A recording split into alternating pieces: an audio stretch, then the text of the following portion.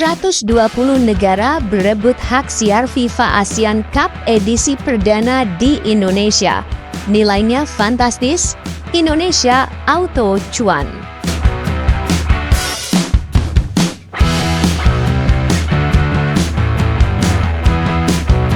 Usai peresmian FIFA Asian Cup di Kuala Lumpur, Malaysia, suasana di ballroom megah itu langsung berubah jadi pusat perhatian dunia.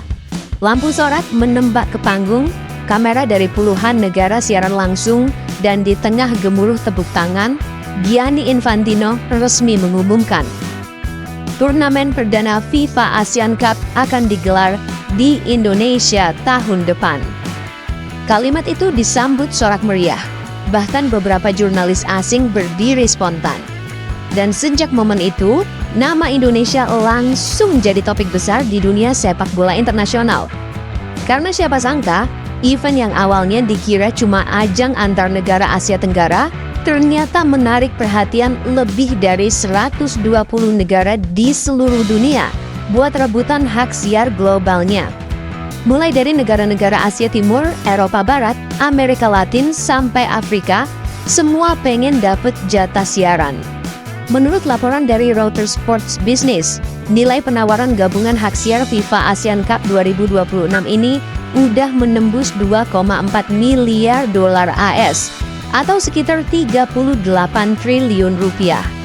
Dan angka itu bahkan bisa naik lagi menjelang tahap final kontrak. Yang menarik, banyak media luar justru lebih fokus ke lokasi penyelenggara, yakni Indonesia. Mereka melihat ini bukan cuma event olahraga, tapi juga momentum ekonomi baru di kawasan Asia Tenggara. Bahkan media Inggris The Guardian nyebut turnamen ini sebagai the next big thing from Southeast Asia. Dan bener aja, karena status Indonesia sebagai tuan rumah perdana, bikin kita dapat royalti terbesar dari hak siar global. Distribusinya dikelola langsung lewat anak perusahaan FIFA, yakni FIFA Plus Asia Media, yang pusat pengoperasiannya akan berbasis di Jakarta dan Bali.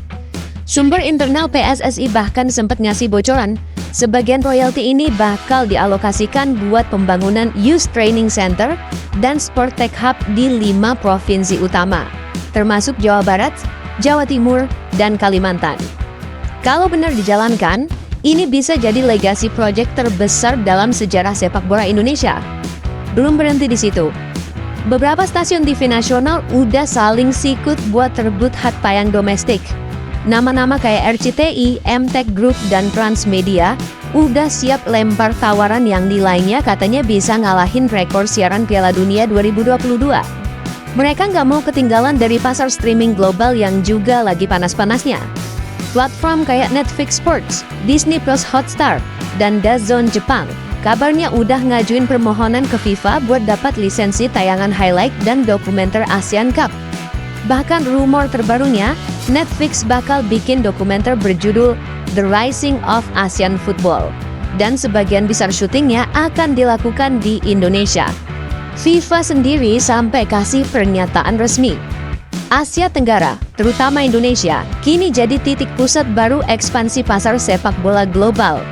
Dan lucunya, banyak media luar malah bilang Indonesia itu sekarang seperti Brasilnya Asia. Karena fanatisme penonton, daya beli jersey, dan lonjakan trafik digital yang luar biasa setiap kali timnas main. Cuannya jangan ditanya. Pemerintah Indonesia disebut bakal dapat potensi pemasukan hingga 1,5 triliun rupiah hanya dari sektor pajak penyiaran dan royalti digital. Itu belum termasuk promosi pariwisata dan kerjasama branding global yang otomatis kebuka lebar-lebar. Dari cuma negara penonton bola, sekarang dunia yang rebutan buat nayangin pertandingan di tanah kita. Sebuah ironi manis setelah puluhan tahun Indonesia cuma jadi pelengkap di peta sepak bola Asia. Dan yang bikin makin menarik, beberapa negara ASEAN kabarnya mulai panas karena Indonesia dapat sorotan lebih. Katanya kenapa bukan Malaysia yang jadi tuan rumah pertama, padahal mereka tempat konferensinya diadakan. Tapi FIFA tegas, Indonesia punya daya tarik ekonomi dan fanbase paling kuat. Udah jelas kenapa pilihan jatuh ke kita. Sekarang semua mata lagi tertuju ke Indonesia. Dunia nunggu, apakah kita bisa buktiin kalau kita layak jadi tuan rumah berkelas dunia? Atau cuma jago di euforia awal aja? Karena jujur, dengan potensi sebesar ini, tantangan buat jaga integritas dan profesionalisme bakal makin berat. Kita bicara soal miliaran dolar, sponsor global, dan gengsi nasional di hadapan dunia. Dan pertanyaannya sekarang, kalau FIFA Asian Cup ini sukses besar, apa Indonesia bakal jadi poros baru sepak bola Asia atau cuma dimanfaatin buat proyek sementara FIFA? Menurut kalian gimana? Ini langkah emas buat sepak bola Indonesia atau cuma fase manis yang sebentar lagi lewat? Kuis pendapat kalian di kolom komentar, biar kita bahas bareng.